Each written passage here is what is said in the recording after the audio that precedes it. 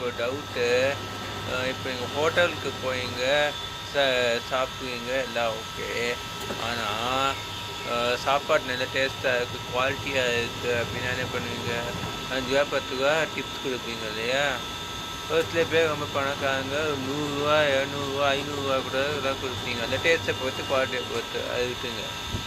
இப்போது நீங்கள் ஒரு ஹோட்டலுக்கு போவீங்க, சாப்பிடுவீங்க, சாப்பாட்டுக்கு ரொம்ப சுமாராக இருக்குது அப்படின்னா ஆக்சுவலாக பார்த்தா ஹோட்டல்காரர் வந்து உங்களுக்கு இது ரூபா ரிட்டர்ன் தரணும்ல, அதுதான் நியாயம். ஆனால் எல்லா இடத்துல ஆனால் எங்கேயுமே அப்படி நடக்கவே மாட்டேங்குது. அது ஏன்? வை? யாருக்காவது தெரியுங்கன்னா கமெண்ட் பண்ணுங்கள். ஆனால் கமெண்ட் பண்ணிட்டு மட்டும் போயிடாதீங்க. அப்படியே நம்ம சேனலை லைக் பண்ணிட்டு சப்ஸ்கிரைப், இந்த வீடியோ பிடிச்சிருந்துச்சா லைக் பண்ணிட்டு நம்ம சேனலை சப்ஸ்கிரைப் பண்ணுங்க.